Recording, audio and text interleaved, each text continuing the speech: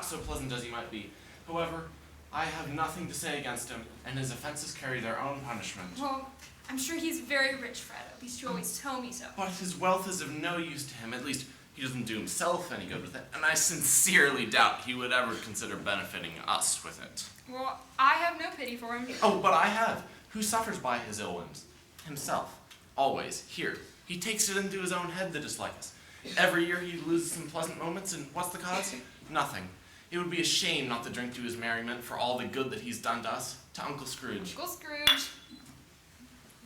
Normally I would take offense to such tasteless banter and laughter at my expense. However, given the general gaiety of the occasion, I'm inclined to overlook it. That is quite noble of you. You'll never catch me. To pass you. Spirit, are they yours? No. How do they know refuge or resource? Are there no prisons? Are there no workhouses?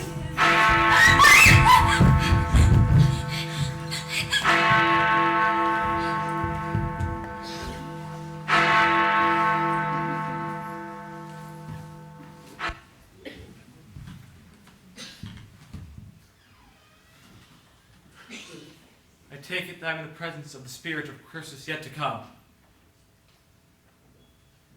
You were going to show me the shadows of things that have not happened yet, but will happen in time before us. Is that not so? Spirit, I fear you more than any specter I've seen. Will you not speak with me? Very well. The night is passing fast, and it is precious time to me. Lead on, Spirit.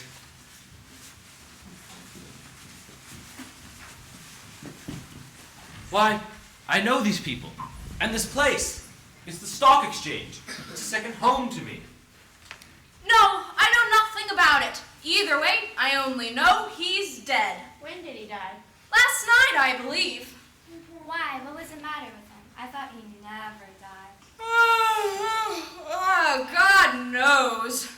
What has he done with his money? Haven't heard. Left it with the company, perhaps. I only know he hasn't left it to me. Well, it's likely to be a cheap funeral. I don't know anybody who would attend. Suppose we make up a party and volunteer. It's a good idea. I don't mind going if the lunch is provided, but I must be fed for all the trouble it's worth. Well, it matters little to me either way. I never wear black gloves and I never eat lunch. But I'll offer to go if anyone else will. Well, off to business then. Goodbye. Goodbye. Have these people no sense of decency or decorum? Spirit, what is this? Why am I seeing this? Spirit, I asked you some emotion connected with this man's death, but you show me only pleasure. I demand this some tenderness connected with a death.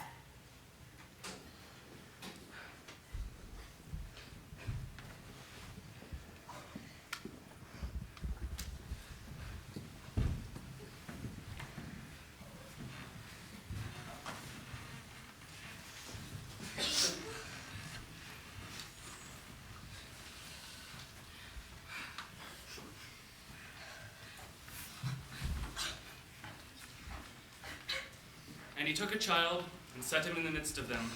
And he said to them, whenever you welcome a little child, you welcome me.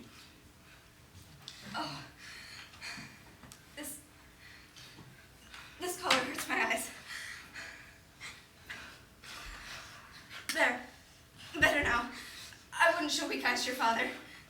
Not for the world. It must be near his time now.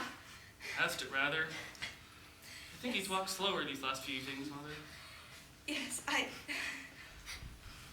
I'd known him to walk with Tiny Tim upon his shoulder very fast indeed. But it was no trouble. No trouble at all. And his father loved him so. It was no trouble. There he is. Father. Father.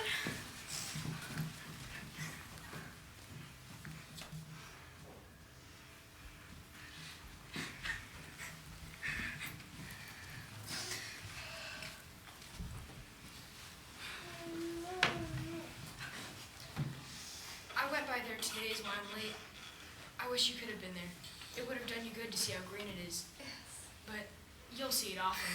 I promised him that I would walk there every Sunday to visit him, you see. But guess whom I saw today? Fred Hollowell, Mr. Scrooge's nephew. I met him on the street. He saw that I was a little down, and, well, he's the most pleasant speaking man you ever heard, and so I was not afraid to tell him. And this is what he said to me. I'm heartily sorry, Mr. Cratchit, heartily sorry. And he pledged to be of any service he could to us. He even gave me his card. He said I should call on him at home. But it's not for the sake of anything he might be able to do for us, so much as for his kind way that I'm thankful. It really seems as if he had known our Tiny Tim and felt with us. And I've got good news for you, Peter. What is it, Father? Mr. Hollowell said he has been able to secure an apprenticeship for you. You'll be getting 8 shillings a week starting Tuesday next. 8 shillings a week? Soon you'll be keeping company with a young lady, Peter, and setting up a house for yourself. That will happen soon enough. But however and whenever we've parted from one another, I'm sure none of us will ever forget poor Tiny Tim, shall we? No, No, never, never, Father. Father. And I know as well, my dears, that we remember how patient and mild he was. Although he was a little child, we shall not quarrel amongst ourselves and forget our little Tim in doing it. Never.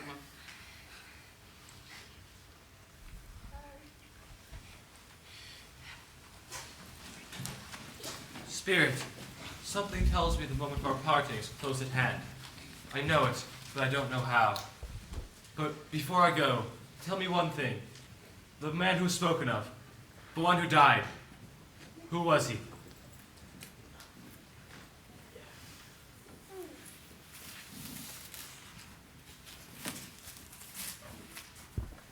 Before I draw nearer to that stone to which you point, answer me this.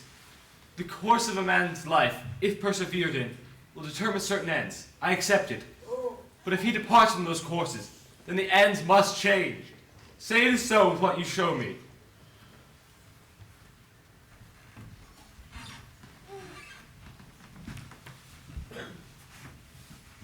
No, it can't be.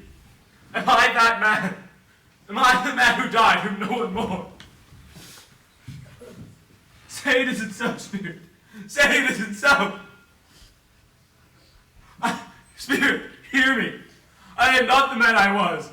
I am not the man I must have been, but for your intervention. Assure me that I can change these shadows you have shown me. I can change life. Surely your nature intercedes for me and pities me. Assure me that I may yet change the writing on this stone. I will honor Christmas in my heart, and I will try to keep it all the year. I will remember the lessons of the past. I will live in the present, and I will live towards the future.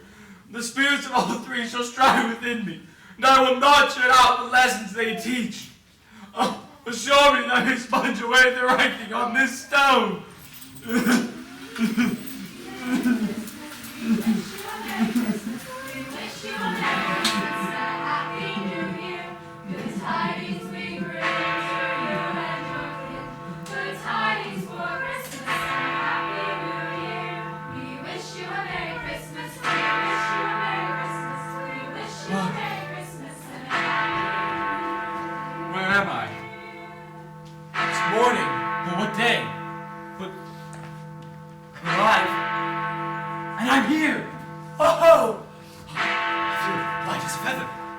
Mary's an angel.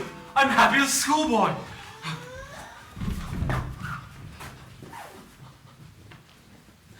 You there, boy! Don't be afraid, my lad. What day is it? What day is it? Yes, my lad. What day is today? Why, it's Christmas Day, of course. Christmas Day. Are you quite sure, my fine fellow? I should hope I am. They've done it all in one night. Why, of course they can. They can do anything they like. Of course they can. Hello. Hello. Do you know the poulterers in the next street but one, at the corner? I should hope I did. What a remarkable boy.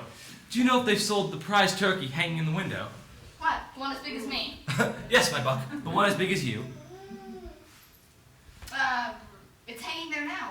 It is. Well, then you must go and buy it for me, yes. Go and buy it now. Police? No, I mean it. Go and buy it and bring it round so I can give you directions where to deliver it. Come back and I'll give you a shilling. Come back in less than 5 minutes and I'll give you half a crown. Yes, sir. I'll send it to Bob Cratchit's. He won't know who sent it, and I won't tell him. That bird's twice as big as Tiny Tim. Tiny Tim. Tiny Tim will live. On my soul, Tiny Tim will live. They did it all in one night. Oh, heaven and Christmas time be praised for this. I say it on my knees, dear Lord. On my knees. A Merry Christmas to everyone, and a Happy New Year to all the world. Wish you a Merry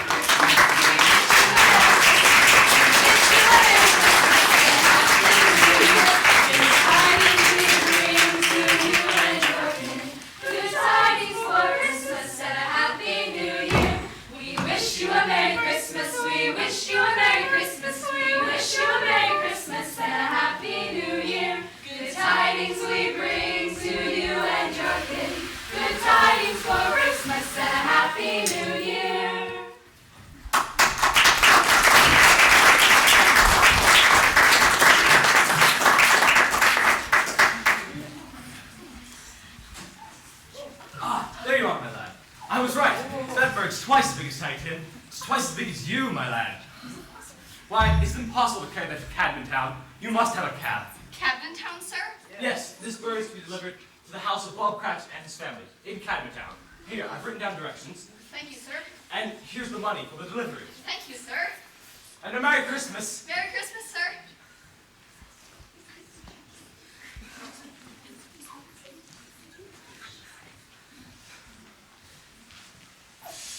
Hello, madam. I hope you did well yesterday. It was a very good thing to do. A very good thing. Mr. Scrooge? Yes, that's my name. I fear it isn't pleasant to you, but I wish to ask your forgiveness. And yours too, sir. Yes, sir. And would you do me the honor? Lord bless me! Mr. Scrooge, are you quite serious? Yes, I am. Not a farthing less. A great many back payments are included in it, I assure you. Will you do me that favor? Yeah. Mr. Scrooge, I don't know what to say. Don't say anything, please. Don't say anything. Come and see me sometime. Will you both come and see me sometime? Yeah. We will. Yes, of course. Thank you both. And a Merry Christmas. Merry Christmas.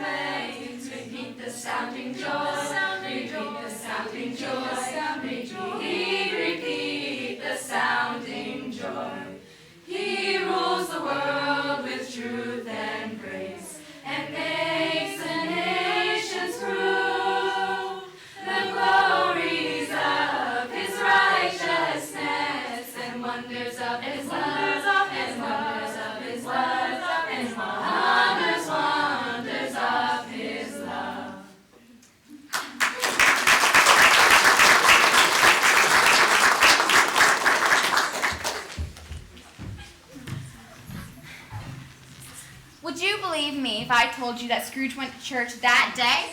Well, he did. He walked about the streets, seeing people hurrying to and fro, and questioned beggars, and patted children on the heads they passed, and looked down into the kitchens of houses and up into the windows.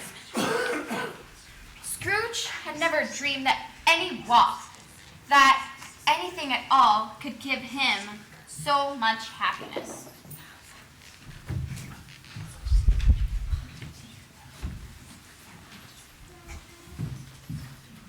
Uncle Scrooge! Yes, it is I, your Uncle Scrooge. I recall an invitation you made to me yesterday to come and dine with you. If that invitation is still in force, I should like to accept. Oh, that is very nice. We are both very happy to see you and to see that you've graciously accepted our invitation. Oh, can I introduce you to my wife? Janet. Janet, this is Scrooge. My dear, it is clear to me now why my nephew chose you among women. You are every bit as lovely as I have heard. Oh, thank you, Uncle Scrooge. I'm sorry for the poor reception I gave you yesterday, of which you were so undeserving. I see the image of my sister in your face. I loved her, you know, and she, you. I know it, Uncle Scrooge, and until her dying day, she wished that we would all be very close. And so we are, Fred, and so we shall be. So we shall be.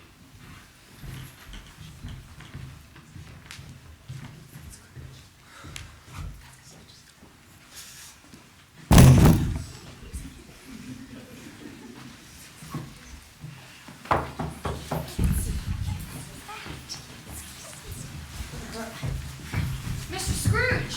Were you not to be at work this morning? Sir, you agreed to the day off. For Christmas, sir. Day off!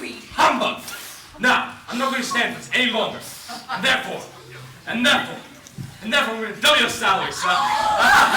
Yes, Lord Cratchit, I'm going to double your salary, sir. A Merry Christmas to you. A Merry Christmas that I've given you for many a year. And from now on, I shall endeavor to assist your family in any way I can. And as for Tiny Tim, you will walk again. I know it. Now, you needn't say a thing.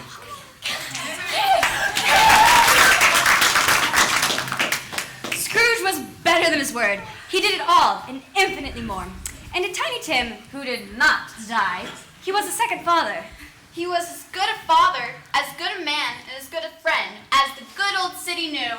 And it was ever afterward and always said of Ebenezer Scrooge, who knew how to keep Christmas and keep it well, if any man possessed the knowledge. And, as Tiny Tim observed, God bless us, everyone! Sing with us.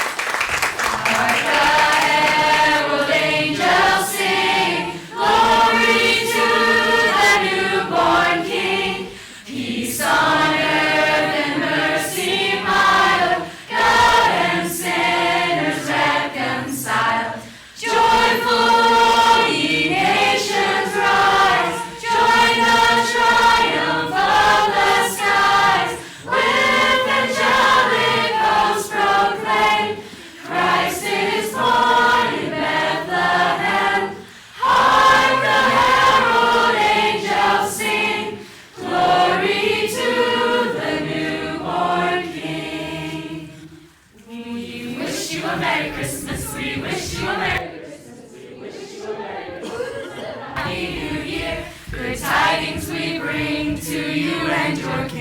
Good tidings for Christmas and a Happy New Year.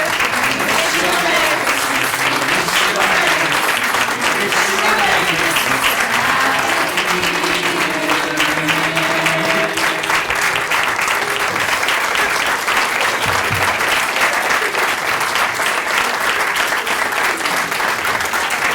a Happy New Year.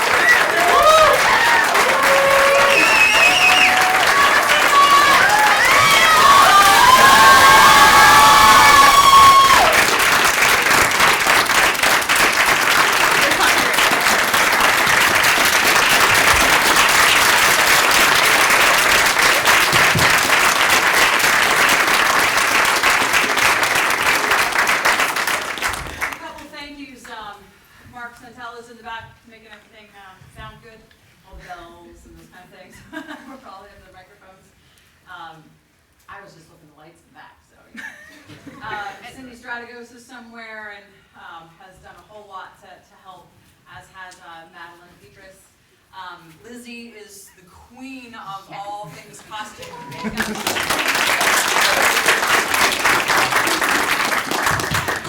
And any music you heard tonight came together by, whether it be fiddle or vocal, Tessa and where is she? Sarah.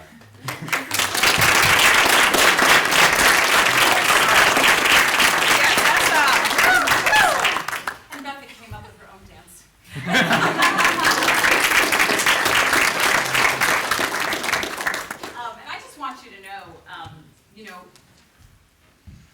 I look at some of the other productions, in the spring, so many people do productions, and schools do productions. I just want you to know, let me just tell you the way it is, all right?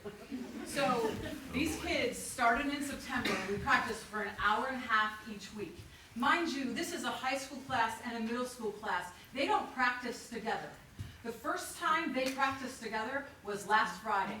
Woo! 3 hours. And we didn't have anyone.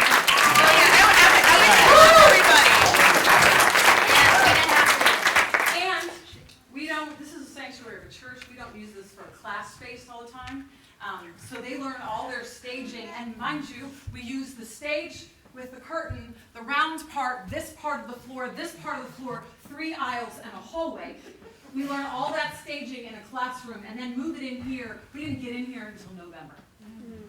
So if that gives you any idea, and they do the staging, the props, everything. They move things around. You saw they're getting the props in and out. So they do it all. So they learn a ton. And it's really amazing when you think of all of those things. So again.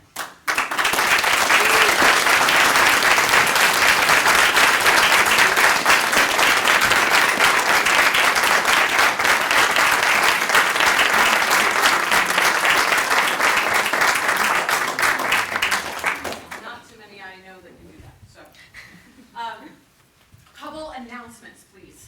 First of all, you might have noticed, I hope you noticed, the drawings in the hallway on this left wall as you walked in. If those came from the Tangles class and the drawings class that I teach, and so if those are yours, you may take them home. Otherwise, I will make sure that they get back to the students that they belong to. Check them out on the way out if you didn't see them. Number one. Number two, half of this stage belongs at your houses. Most of them came from your house and mine. So just be forewarned, I'm going to give you about 15 minutes to be social, and then I'm going to crack the whip. And we're going to pull all the props and put them right up in here, this round stage. So please make sure that you go home with the props that came from your casa. Got it? Yes. Miss Centel. Otherwise, we're not here next week. We're all on Christmas break for a while. Yes. I just want to have one last round of applause, a big round of applause. I want to applaud Lizzie Strategos for applying these 6 sideburns.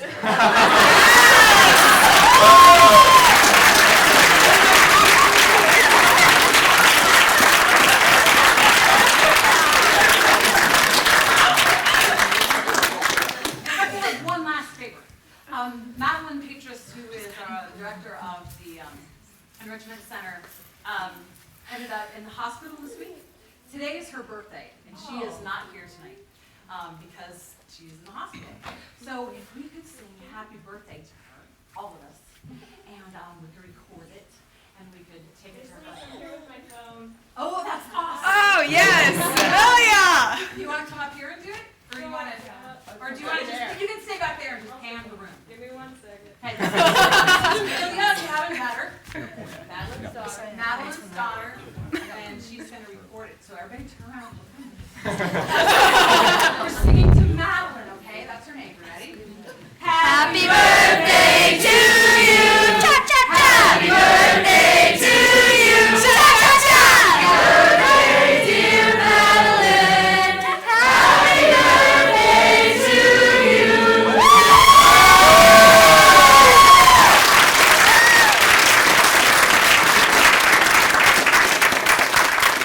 Again, many, many thanks for your kids. I have loved every moment of it, and they have done a fabulous job yet again.